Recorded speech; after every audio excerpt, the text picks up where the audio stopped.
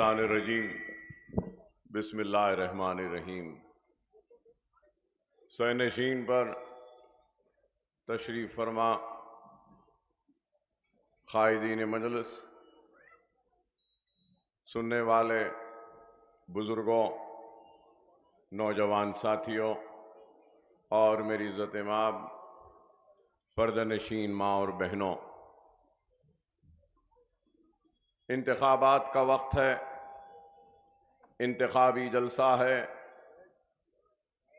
और इस इंतखाबात में मैं अपनी जमात की कारकर्दगी, कामयाबियाँ और आने वाले कल में हम क्या मंसूबे व इरादे रखते हैं, उनको बयान करने के लिए आपके दरमियान में हूं।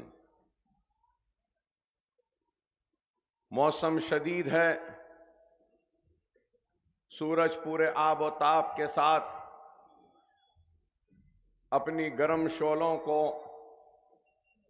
जमीन पर फेंक रहा है और आप और हम अगर इस गर्मी की हरारत को सह रहे हैं तो इसके साथ साथ सियासी गर्मियां भी अपने उरूज पर हैं और सरगर्मियों की गर्मियां भी अपने उरूज पर हैं। इल्जामात का सिलसिला जारी है और नफरत अंगेज बातों की गर्मी की हरारत भी है, तो इस मुल्क के रहने बसने वालों को मजहब के नाम पर बांटने वालों की शिद्दत भी बड़ी है। तो ऐसे इस शदीद गर्मी के इस मौसम में मुझे इस बात का यकीन है और ये मेरा ईमान है कि हमारी ईमान की हरारत इन सारे गर्मियों को शिकस्त दे देगी और सारे हरारतों को ठंडी कर देगी। ये सिर्फ मेरे खिताब के जुमले नहीं, बल्कि ये हमारा अज़्म है, ये हमारा इरादा है और हमें अल्लाह की ज़ात पर कामिल यकीन है कि हम अपने ईमानी हरारत के जरिए इन सारी गर्मियों को न सिर्फ ठंडा करेंगे बल्कि एक मौसर जवाब देंगे। इंतखाबात आते हैं तो इंतखाबी मैदान में कई उम्मीदवार अपनी किस्मत को आजमाते हैं, तो कई सियासी जमातें भी अपने उम्मीदवारों को उतार कर अपने मैनिफेस्टो की इजराई पब्लिश करते हैं या प्रिंट करते हैं या छापते हैं। तो कई सियासी जमातें अपने अज़ाइम और मंसूबों को अपने तहरीर के जरिए अवाम के सामने रखते हैं और मजलिस इत्तेहाद अल मुस्लिमीन हर वक्त आपके दरमियान में रही और मजलिस इत्तेहाद अल मुस्लिमीन कोई तारुफ की मोहताज जमात नहीं है।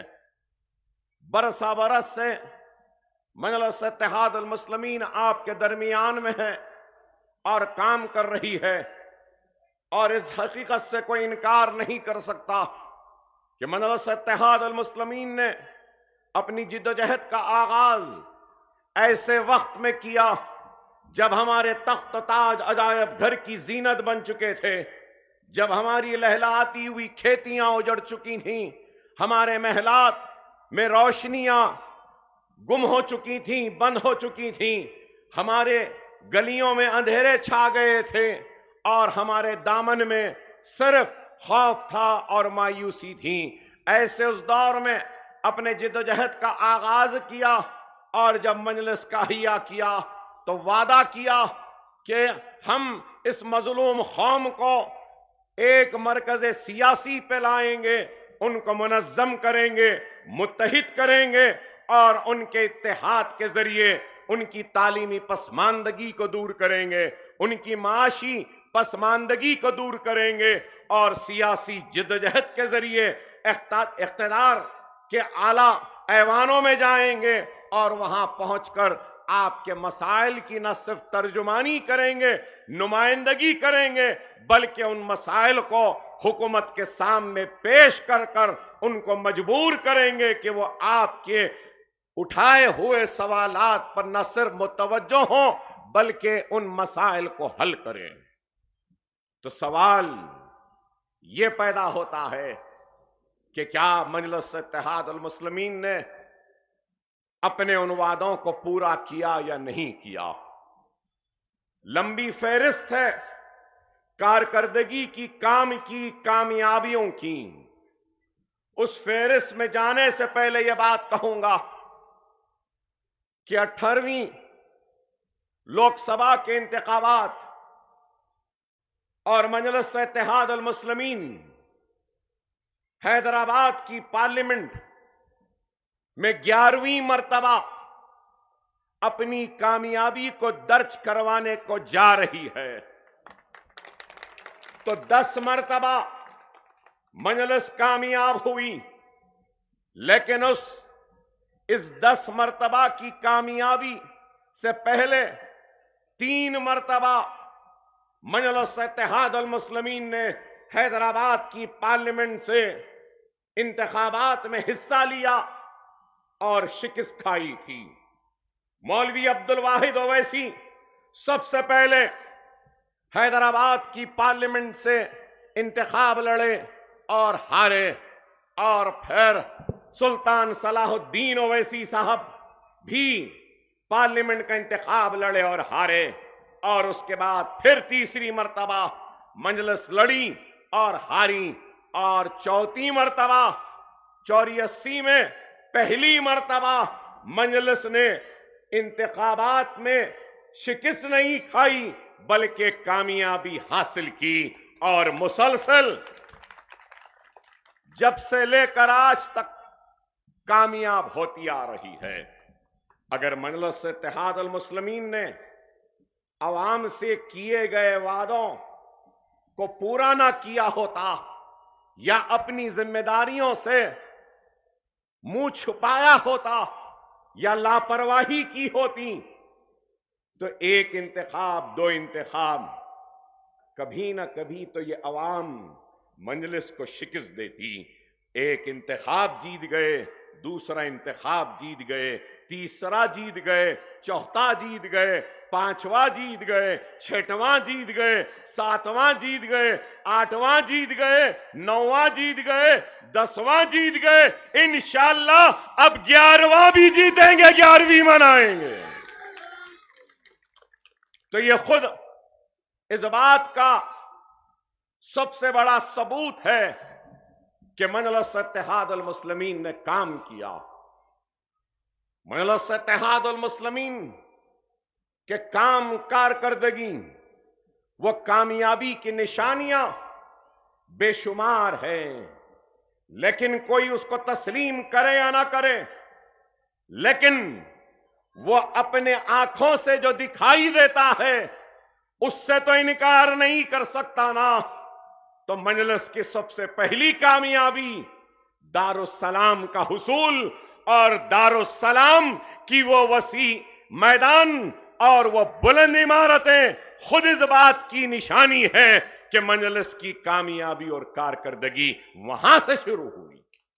इस बात से कोई इनकार नहीं कर सकता। दारुस्सलाम की इमारत तो इंजीनियरिंग कॉलेज की इमारत, तो MBA की इमारत, तो MCA की इमारत, तो फिर आर्किटेक्चर की इमारत, तो फार्मेसी की इमारत, B फार्मा की इमारत, तो फार्मा D की इमारत, मास्टर्स की इमारतें, तो फिर मेडिकल कॉलेज की इमारत, नर्सिंग कॉलेज की इमारत, फिजियोथेरेपी की इमारत, तो फिर ओवैसी हॉस्पिटल की इमारत, तो फख्रे मिल्लत हॉस्टल की इमारत, तो सालारे मिल्लत ब्लॉक की इमारत तो असरा हॉस्पिटल की इमारत। अरे ये भी नहीं तो हमारी कामयाबियों की निशानियों को अगर कोई नहीं देख रहा है तो चलो एक 400 कदम आगे बढ़ते हैं।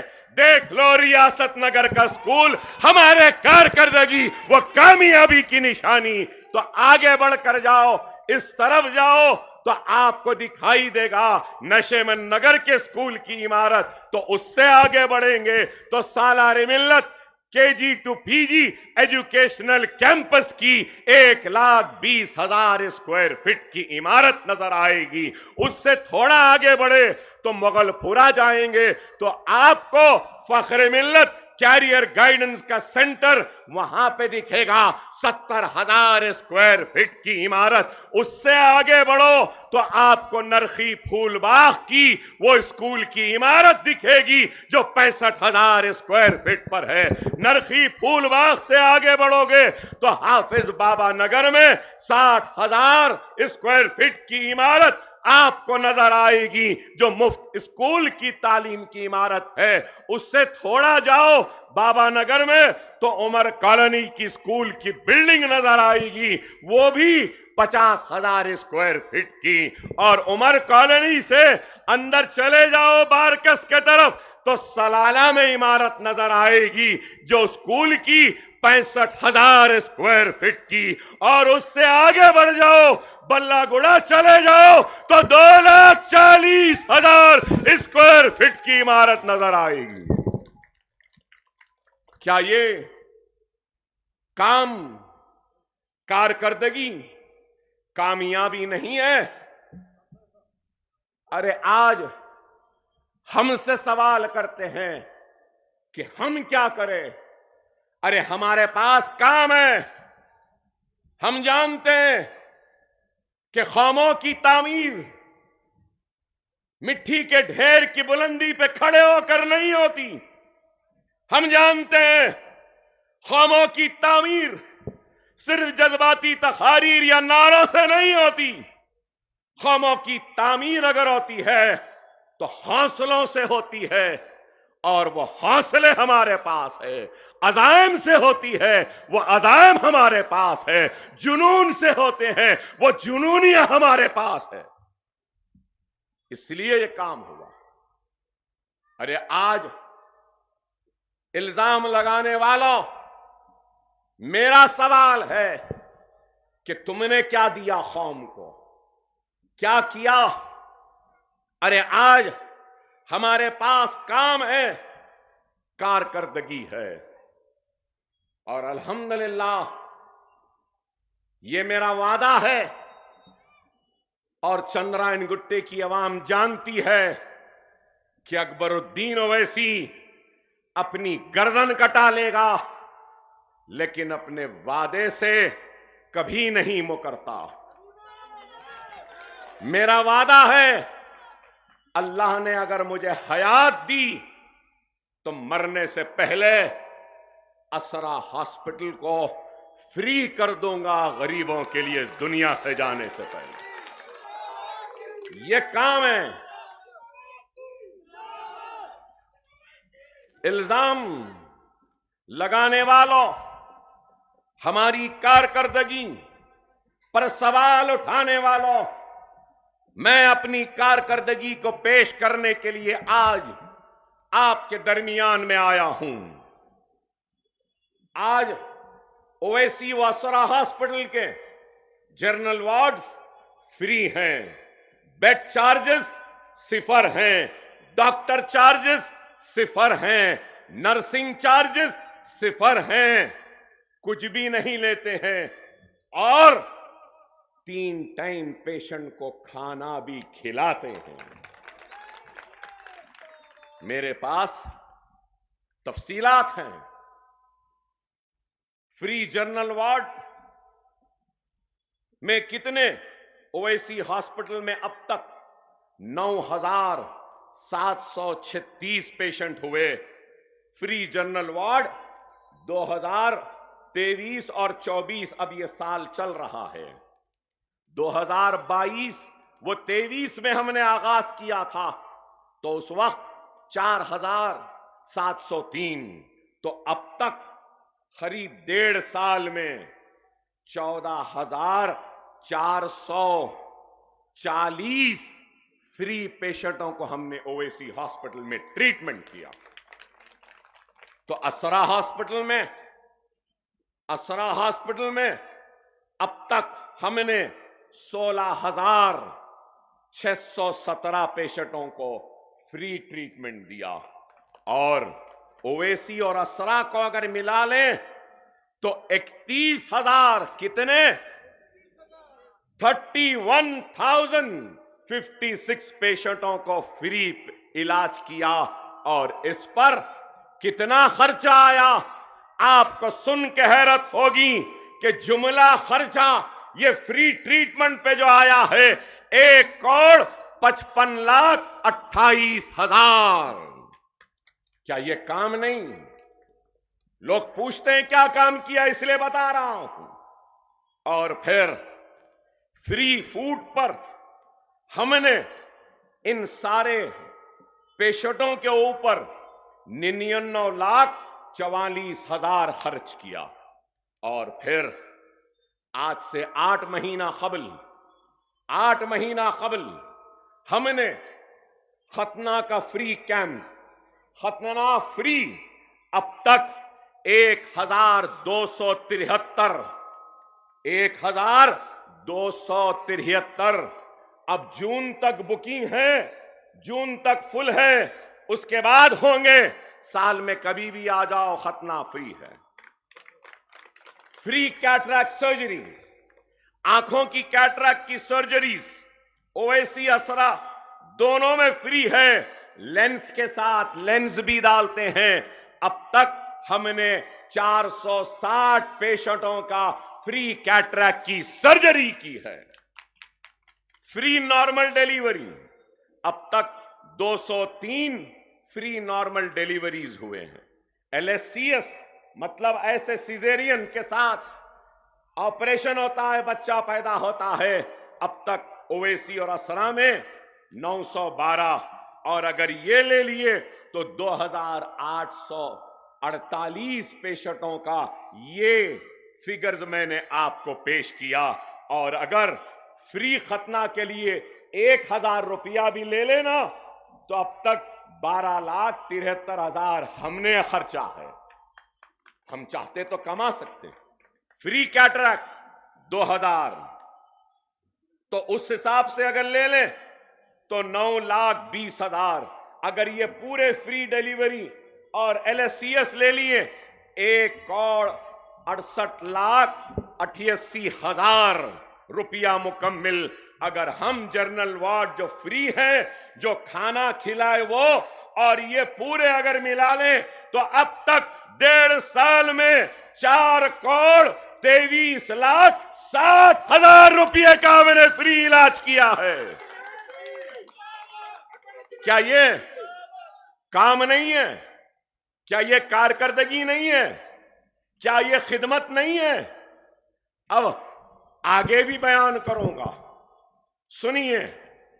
जो लोग पूछते हैं कि क्या काम हो रहा है, अब ओवैसी हॉस्पिटल में जुलाई के महीने से कैंसर के इलाज का आगाज हो जाएगा। जुलाई के महीने से। आज पुराने शहर में कैंसर का कोई सेंटर नहीं है। बसवा तरकम जाना या यशोदा जाना या अपोलो जाना, लेकिन हमारे पास कैंसर का इलाज होगा। व्हाइट राशन कार्ड जिसके पास है, आरोग्य श्री का कार्ड जिसके पास है, या फिर CM रिलीफ फंड का लेटर हम देंगे और उस कैंसर के पेशेंट को हम गवर्नमेंट से पैसे लेकर इलाज कराने का मंसूबा व इरादा रखते हैं।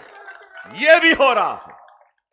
CT स्कैन GE मैक्सिमा का हमने लिया 5,75,00,000 का। पेट स्कैन लिया GE डिस्कवरी IQ जनरेशन 2 का। आर्टिफिशियल इंटेलिजेंस इनेबल्ड है ये ऐसा पेट स्कैन है मैं दावे से कहूंगा कि हैदराबाद में किसी भी दवाखाने में नहीं है, वो ओवैसी हॉस्पिटल गरीबों के दवाखाने में होगा। ये काम है। Gamma cam SPECT NM 880 4.4 crore, digital mammography 2.3 crore, linac और ब्रैकी ये है 39 करीब 40 करोड़ का सामान। लीनियक और ब्रैकी, इसको रखने के लिए बंकर की जरूरत है, वो एक एक बंकर 3 करोड़ का। और उसके बाद ईबास ओलंपस का 2.46 करोड़, अल्ट्रासाउंड मशीन जो छोटे बच्चों को देखती है, फीटल मेडिसिन की 2.4 करोड़ की। ये सारे आलात ले लिए तो 67.51 करोड़ के आलात हैं। 100 करोड़ के सरफे से जायद से कैंसर का सेंटर बन रहा है। क्या ये काम नहीं? ये कारकर्दगी नहीं? क्या ये खिदमत नहीं? अरे वो छोड़ो, इंशाअल्लाह मैं ये इलेक्शन में मसरूफ हो गया था, असेंबली और बाद में पार्लियामेंट, एक काम नहीं हुआ। इलेक्शन के 1 महीने में इंशाअल्लाह ताला एक 60 बिस्तर का, एक 760 बेड्स ओवैसी हॉस्पिटल में और एक 60 बिस्तर असरा हॉस्पिटल में, ये काहे के होंगे? ये जीरियाट्रिक वार्ड होगा। जीरियाट्रिक वार्ड मतलब क्या? वो बड़े बुजुर्ग जो बड़े मजबूर रहते हैं, मोहताज रहते हैं, बिस्तर में फरीश रहते हैं या पैरों से माजूर रहते हैं, और वो नाखलफ औलाद जो अपने माँ बाप को छोड़ देती है, उन बुजुर्गों के लिए 100 बिस्तर, 120 बिस्तर का, एक बेड्स का, एक फ्लोर का आगाज हम कर रहे हैं। क्या बताओ, वो नाखलफ औलादें जो अपनी मां को भूल जाते हैं, अपने बाप को भुला देते हैं, उन माओं, उन वालिद को अकबरुद्दीन ओवैसी और मजलिस इत्तेहादुल मुस्लिमीन जैसा बेटा, वो जमात मिली। हम उनका काम करेंगे, हम उनको वहां रखेंगे, उनको नहलाएंगे, उनको हम कपड़े पहनाएंगे, हम उनको खिलाएंगे, और फिर एक बड़ा रूम बनाया हूं एंटरटेनमेंट का, टीवी रहेगा, अखबारात रहेंगे, नर्सेस को ट्रेनिंग दिया हूं कि वो पेशेंट को सिर्फ कमरे में नहीं, ओवैसी हॉस्पिटल के बाग में व्हील चेयर में लाकर उनको घुमाकर ऊपर ले जाना। क्या ये खिदमत नहीं? क्या ये काम नहीं? बताओ। अरे पूरी ईमानदारी व दयानतदारी के साथ काम कर रहे हैं। आज ओवैसी हॉस्पिटल का फिजियोथेरेपी, पीडियाट्रिक केयर का, neuro care, cardio care, respiratory care और ऑर्थो स्पोर्ट्स मेडिसिन का, फिजियोथेरेपी का, मैं कहूंगा कि हम वहां पर एक गेट लैब ला रहे हैं। गेट लैब, गेट लैब के जरिए हम वो लोग जो टक्कर के बाद या किसी वजह से माजूर हो जाते हैं, हम उनका मुकम्मल इलाज करने का 3 करोड़ का गेट लैब ओवैसी हॉस्पिटल में ला रहे हैं। प्रोस्थेटिस्ट लाएंगे। हमारा इरादा है कि मसनवी हाथ, मसनवी पैर का एक बड़ा सेंटर भी वहां पे ला रहे हैं। चंद्रायन गुट्टे वालों, और एक खुशखबरी तुम्हारे लिए कि बल्लागुड़े में एक 25 बिस्तर का दवाखाना ओवैसी हेल्थ सेंटर के नाम से तामीर हो चुकी है, वो भी चालू हो रहा है। सीटी स्कैन, अल्ट्रासाउंड, एक्सरे, मैमोग्राफ और पूरे labs, biochemistry lab, pathology lab, micro lab भी वहां पर होगा। सुबह में general medicine, general surgery, paediatrics और दूसरे ब्रॉड स्पेशलिटीज रहेंगे, तो शाम में कार्डियोलॉजिस्ट, न्यूरोलॉजिस्ट ये भी रहेंगे वहां पर। अरे ये काम हम कर रहे हैं, और फिर पूछने वाले पूछते हैं कि हमने क्या किया। अरे दीवानो, तुम क्या जानते हो, काम करना उतना आसान नहीं होता। ओवैसी हॉस्पिटल की माहाना तनख्वाह 4.5 करोड़ रुपया है। असरा की तनख्वाह 4 करोड़ चिल्लर है। ओवैसी हॉस्पिटल की तनख्वाह वो भी 4 करोड़ चिल्लर है। तो माहाना 12 करोड़ रुपया तनख्वाहों में जाते हैं। क्या कोई मामूली है? जो पूछते हैं कि क्या किया, जब मजलिस का अहिया हुआ तो टूटा कलम, कागज का टुकड़ा भी नहीं मिला था। अरे ये दियानतदार, ईमानदार क़यादत की दियानतदारी की मिसाल है कि आज करोड़ों रुपया तनख्वाह महाना देते हैं और खिदमत कर रहे हैं, कई घरों में उजाले ला रहे हैं। ये काम है, ये काम हमने किया। इल्जाम लगाने वाले इल्जाम लगाते हैं, अरे ये काम तो मजलिस ने किया। लेकिन इस अकबरुद्दीन ओवैसी ने भी अपने बाप और अपने दादा के नक्शे कदम पर चलते हुए काम किया, खिदमत की। अगर सलाहुद्दीन ओवैसी ने ओवैसी हॉस्पिटल बनाया था, जो दुनिया आज भी देखकर हैरत करती है, तो उसी बाप के बेटे अकबरुद्दीन ओवैसी ने भी बल्लागुड़े में ऐसी इमारत बनाई है कि देखने वाले देखकर रश करते हैं, हैरत ज़दा रह जाते हैं। क्या क्या ये गरीबों का स्कूल है? हमारी गुर्बत का मजाक उड़ाने वालों को हमने अपने अज़्म और अपने हौसलों, अपने इरादों से जवाब दिया है, मुंह तोड़ जवाब दिया। क्या मामूली काम है? कितने बच्चे हैं मेरे स्कूल में? 20,000। 20,000। कोई अपने पड़ोसी, अपने भाई के बच्चों की फिक्र नहीं करता, लेकिन अकबरुद्दीन ओवैसी अपने चंद्रायन गुट्टे के हल्के के उन नौनहालों की फिक्र करता है, इसलिए कि अकबरुद्दीन ओवैसी अपने तकरीर से नहीं, अपने अल्फाज से नहीं, अपने जुमलों से नहीं, अपने खिताबत के जादू से नहीं, बल्कि खल्म और इल्म की ताकत से कौम के मुकद्दर को बदलने निकला है। यह है हमारा आज़म, यह है हमारा इरादा। 20,000 बच्चों में 600 यतीम, 700 ऐसे बच्चे जिनके वालिद ने वालदा को छोड़ दिया, तो 700 बच्चे ऐसे कि उनके मां या बाप को सीरियस इलनेस है, या कैंसर के शिकार हैं, या किडनीज खराब हैं। अरे बताओ, हम ये काम कर रहे हैं।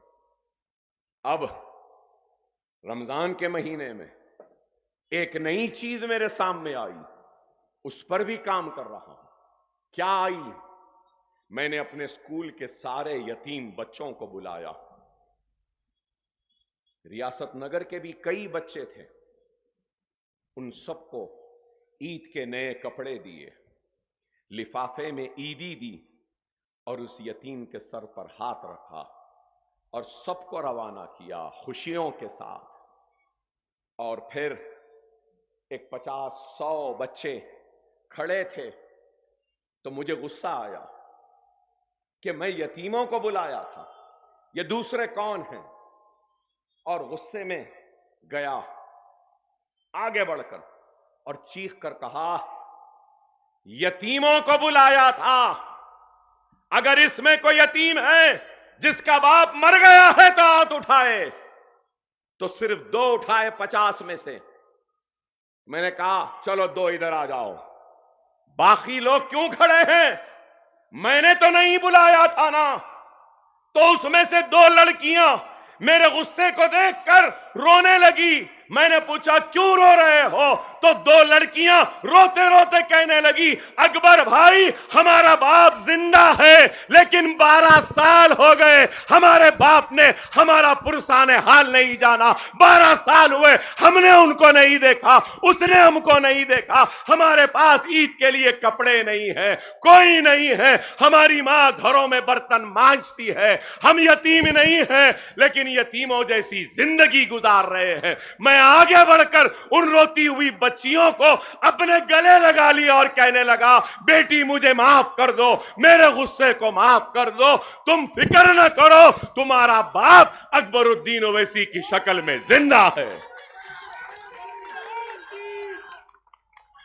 और उन सबको भी बुलाया, उनको भी दिया। उनको देने के बाद जब उनसे ईद मिलने के लिए गया तो और एक चीज सामने आई, शायद करने वालों के सामने ही आता है, जिससे कराना है अल्लाह दिखाता है। फिर एक 4-5 बच्चियां आई और उन्होंने कहा, अकबर भाई हम वो बदनसीब हैं जिनकी मां का इंतकाल हो गया। मैंने हैरत से देखा तो उन लड़कियों ने कहा, अकबर भाई हमारी मां नहीं है और हमारे मां के इंतकाल के 15 रोज में ही हमारी वालिद ने दूसरी शादी कर ली। हमारी सौतेली मां हमारा ख्याल नहीं रखती। 2 महीने चिचा के पास, 3 महीने नानी के पास, फिर 2 महीने मामू के पास, तो फिर 4 महीने खाला के पास। यूं ही जिंदगी गुजर जाती है। आपकी मेहरबानी कि हमको फ्री तालीम मिल रही है, लेकिन अकबर भाई हम घर के नौकरों से बदतर जिंदगी गुजार रहे हैं। सारा घर का काम करवाते हैं, पोछा मारने लगाते हैं, झाड़ू मारने लगाते हैं, हर लम्हे पर हमको हमारी मां याद आती है। तो मैंने उसी वक्त उन बच्चियों के सर पर हाथ रखकर यह फैसला किया कि ऐसे बच्चियां और ऐसे बच्चे जितने हैं जिनकी मां का इंतकाल हुआ है और उनका बाप शादी कर लिया, ये बच्चे घरों में काम कर रहे हैं, इनके रहने का, खाने का इंतजाम मैं करूंगा और एक इमारत बना रहा हूं जहां ऐसे बच्चों की परवरिश हो। अरे ये काम है, ये काम हम कर रहे हैं। अरे आज बातें तो बहुत करते हैं लेकिन काम करने वाले बहुत कम हैं। खुदारा अपने हकीकी चाहने वालों को, खिदमत गुजारों को पहचानो। 20,000 बच्चे मुफ्त तालीम, 2 जूनियर कॉलेजेस हैं यहां पर, है ना। चलो ये हमारे यहां, ये जमाल कॉलोनी की आयशा गनी, मालूम है आपको, फिजिक्स में 60 आउट ऑफ 60, ज़ूलॉजी में 60 आउट ऑफ 60, अरेबिक में 99, महक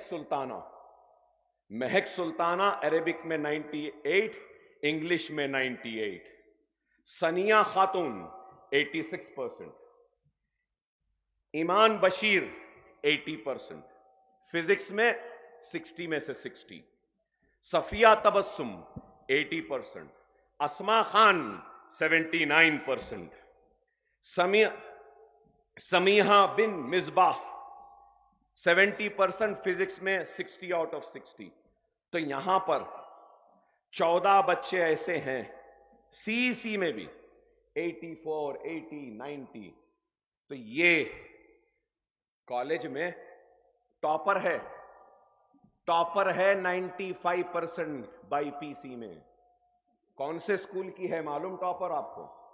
नसर स्कूल की नहीं है, हैदराबाद पब्लिक स्कूल की नहीं, कॉन्वेंट की नहीं, ग्रामर की नहीं, अल्हम्दुलिल्लाह 95-97% लाने वाले बच्ची 13 साल ओवैसी स्कूल ऑफ एक्सीलेंस में पढ़ी है। अरे ये है हमारा काम, यह है हमारी कारकर्दगी। अरे और सुनो, बल्लागुड़े में हमारा कॉलेज है नसरीन उन्नीसा, 95% फिजिक्स में 60 out of 60। Sheikh Sameera Begum zoology में 60 आउट ऑफ 60।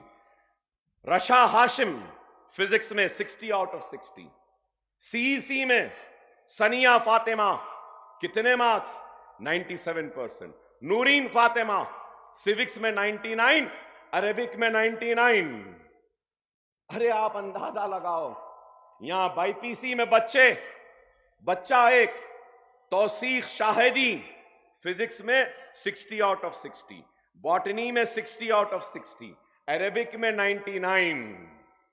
अंदाजा लगाइए, मोहम्मद अब्दुल समी ये भी 90%। खमर अकील एमपीसी में फिजिक्स में 66, 95%। सीईसी में भी 85% के कई मार्क्स। अरे बताओ, अरे मैं मजबूर हूं बोलने के लिए। मैं जानता हूं यहां पर बहुत से लोग कड़क चाय, नरम चाय, चाय की पत्ती, चाय का केतली, चाय का चुल्ला, चाय सुनने आए। लेकिन मैं आज उस चाय से, उस चाय के चुल्ले से, उस चाय की पत्ती से, उस चाय के पानी से हट कर बयान कर रहा हूं। क्योंकि सवाल करते हो कि क्या किया, तो बता रहा हूं ये किया। ये काम है 10th की फ्री कोचिंग।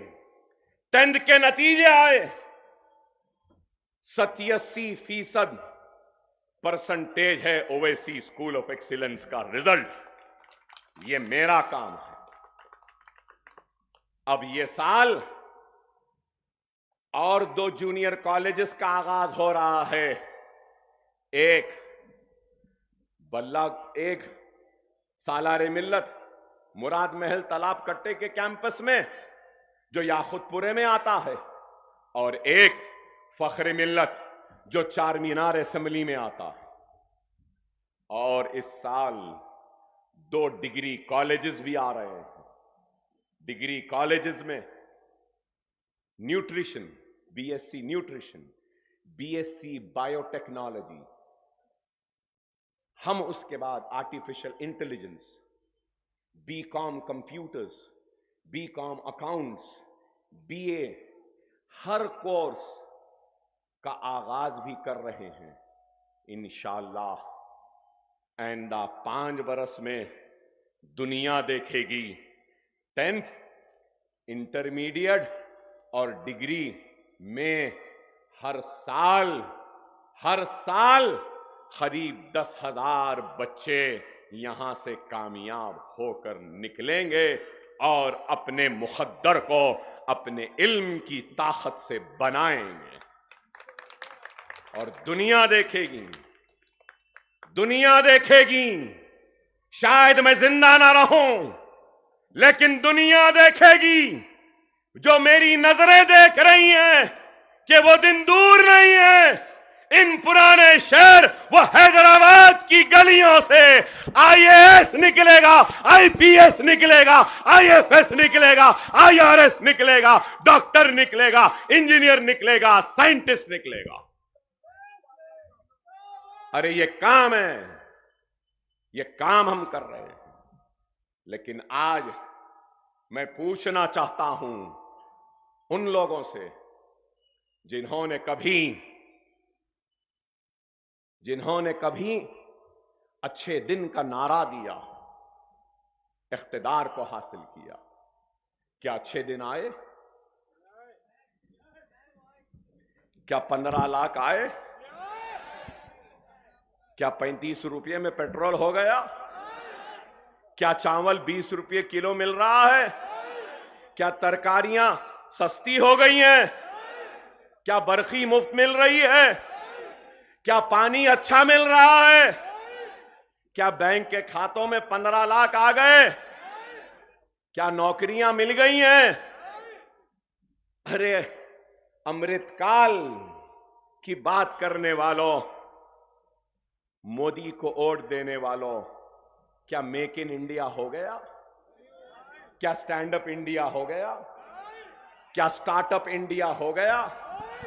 क्या हुआ? कुछ भी नहीं, सिर्फ बातें और जबानी जमा खर्च, उसके अलावा कुछ भी नहीं हुआ। सिर्फ और सिर्फ वो दे दीजिए, लोगों को भड़काया गया और लोगों का इस्तेमाल किया नफरत के नाम पर। अरे आज आप बताइए, मेरा सवाल है, 2014 का मैनिफेस्टो था मिस्टर मोदी का, बीजेपी का, तो आप ये बताइए कि उन मैनिफेस्टो में से कितने वादों को आपने पूरा किया, कितने वादों को नहीं किया। 2019 में मैनिफेस्टो दिया, कितने वादे पूरे किए, कितने नहीं किए। क्या आज इन मैनिफेस्टो की कामयाबियों पे बात हो रही है? क्या जो हासिल किया उस पे बात हो रही है? बात अगर हो रही है तो सिर्फ नफरत की। इस मुल्क का सबसे बड़ा मसला क्या है? रोजी रोटी और उसके बाद पानी, बिजली, रुपये के गिरती हुई कीमत, बंद होती हुई सनतें। इस मुल्क के हर शहरी को इस मुल्क के तरक्की का हिस्सेदार बनाना, क्या ये काम हो रहा है? रुपया आज गिर गया, 80 के ऊपर हो गया। लेकिन ये बात आप अंदाजा लगाइए, मैन्युफैक्चरिंग सेक्टर में 16 और 17 में 5 करोड़ 10 लाख नौकरियां थीं। आज क्या हैं? 3 करोड़ हैं। 2 करोड़ 10 लाख नौकरियां चली गई। आज कितने बड़े बड़े सरमायादार, नीरव मोदी, वो नीरव चौकसी, मेहुल चौकसी और विजय माल्या, ऐसे कितने लोग, 22 लोग 14 लाख करोड़ रुपया लेकर चले गए, डुबा दिए बैंकों को।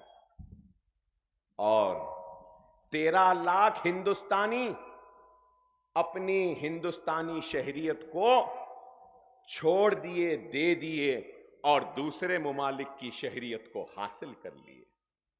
इस पे बात नहीं होती। आज हजारों काबिल नौजवान अमेरिका के सिलिकॉन वैली में जा रहा है, या तो यूके जा रहा है या ऑस्ट्रेलिया जा रहा है। ये बड़ी खुशी खुशी जाते हैं और हिंदुस्तानियों से मुखातिब करते हैं। अरे मैं तो कहूंगा ये शर्म की बात है कि मेरा हिंदुस्तानी मेरे हिंदुस्तान को छोड़कर दूसरे मुल्क में जा रहा है। काश उसको नौकरियां मिल जाती तो वो सिलिकॉन वैली ना जाता। काश उसको मौका मिल जाता तो वो गूगल में या माइक्रोसॉफ्ट का हेड नहीं बनता। वो हिंदुस्तान में अपनी कंपनी डालकर हिंदुस्तान की मईशत को इस्तेहकाम बख्शता। क्या यह गलत है? आप बताओ, कितने डैम बने? बताओ मोदी, कितने डैम बनाए? एक भी डैम नहीं बना। सुनो, 1200 क्यूबिक लीटर पानी अल्लाह बरसाता है। कितना? 1200 बिलियन क्यूबिक लीटर।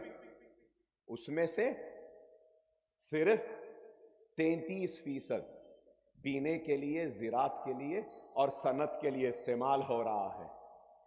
65% से जायद पानी समुंदर में जा रहा है। क्या ये है? डैम बनाना था, बिजली बनाना था, है क्या जवाब? दो ना जवाब। नहीं देते। सिर्फ क्या? मुसलमान, रजाकार, कुरान, शरीयत, घुसपैठी, बच्चा पैदा करने वाले। अरे आप बताओ, क्या है? मुल्क को कहां ले जा रहे हो? अरे हमको इस मुल्क से मोहब्बत है, हम इस मुल्क के थे, हैं और रहेंगे। किसी के बाप की जागीर नहीं है, ना मेरी जागीर है ये मुल्क, ना नरेंद्र मोदी तेरी जागीर है। ये मुल्क पे माथे पे तिलक लगाने वाले का जितना हक है, सर पे टोपी पहनकर दाढ़ी पालने वाले का भी उतना ही हक है। ये मुल्क हिंदू का भी है, ये मुल्क मुसलमान का भी है, ये मुल्क ईसाई का भी है, ये मुल्क सिख का भी है, ये मुल्क पारसी का भी है। ये मुल्क तेरा नहीं है नरेंद्र मोदी। सिर्फ बातें, ऐसा हो जाएगा वैसा हो जाएगा, मुसलमानों से मंगलसूत्र खींच लेंगे, मुसलमानों को देंगे। अरे मेरा हिंदू भाई ताकतवर है, यहां बैठे हैं ना हमारे हिंदू भाई, है ना? क्या आपकी बहन, मां और बेटी का अगर कोई मंगलसूत्र छीनेगा तो आप छीनने देंगे? अरे इनको तो छोड़ दो, मेरी हिंदू बहन, हिंदू बहू और हिंदू बेटी खुद इतनी ताकतवर है कि वो अपने मंगलसूत्र की हिफाजत कर सकता है। और जब कभी भी कोई कमजोरी का शिकार मेरा हिंदू भाई, हिंदू बहन, हिंदू बेटी होगी तो अकबरुद्दीन ओवैसी और हम मुसलमान उसकी हिफाजत करेंगे, उसके हक को देंगे, उसके मंगलसूत्र को छीनने वालों को हम दौड़कर शिकस्त देंगे। ये है हम। तुम तो नफरत की बात करते हो, हम मोहब्बत की बात करते हैं। आज लोग बोलेंगे अकबर साहब हम तो कुछ और सुनने आए थे।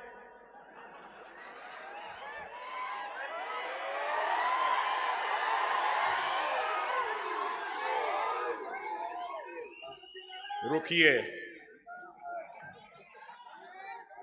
सियासत अकबर ओवैसी के घर की लौंडी है।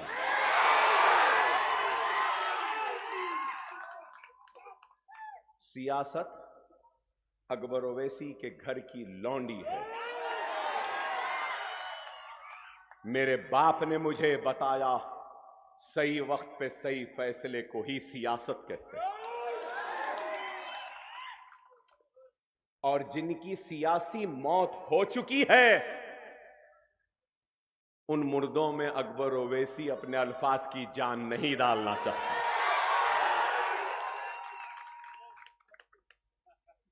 नहीं डालूंगा।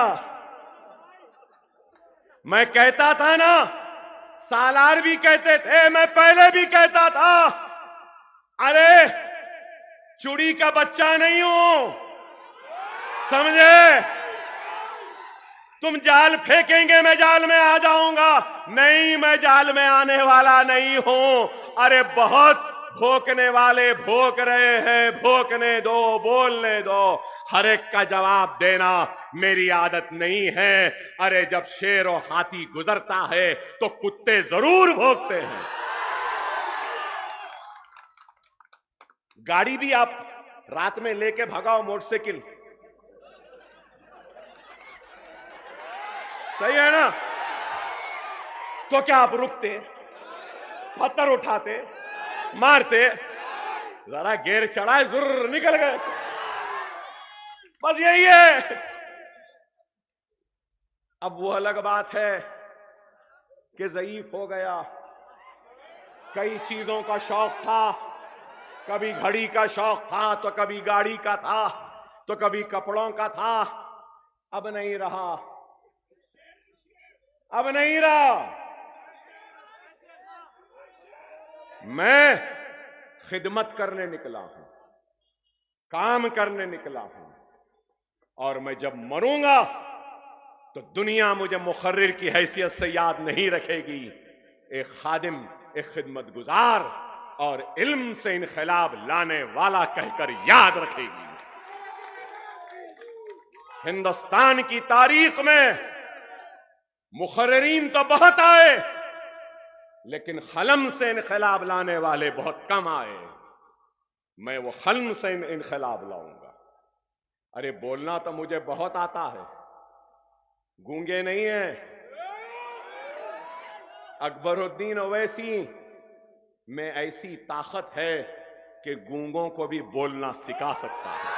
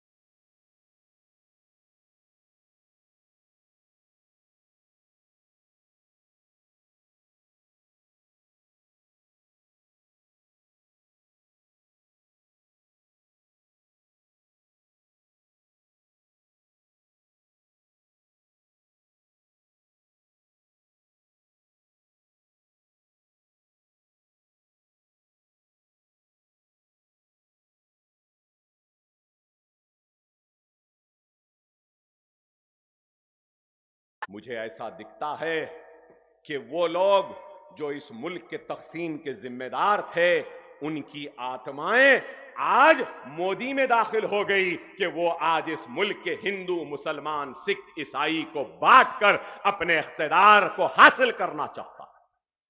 हम लोगों को बांटकर इख्तिदार को हासिल नहीं करेंगे, हम मोहब्बत के साथ करेंगे। आज आपको, हमको एक होना है। अपनी आवाज मजलिस है, मजलिस को मजबूत करना है। मजलिस काम कर रही है और बैरिस्टर असदुद्दीन ओवैसी काम कर रहे हैं, और हमको और आपको मुनज़्ज़म होना है, मुत्तहिद होना है। और 13 तारीख को आसमान में सिर्फ पतंग पतंग पतंग पतंग रहेगी और पतंग ही उड़ेगी इंशाअल्लाह। कल खिलवत में मजलिस का जलसा है, बाकी तकरीर चाय चाय चाय चाय, चाय की पत्ती, चाय का चुल्ला, चाय का पत्ती, चाय का चुल्ला, सब कल बयान होगा। आप सबका शुक्रिया। अस्सलाम वालेकुम।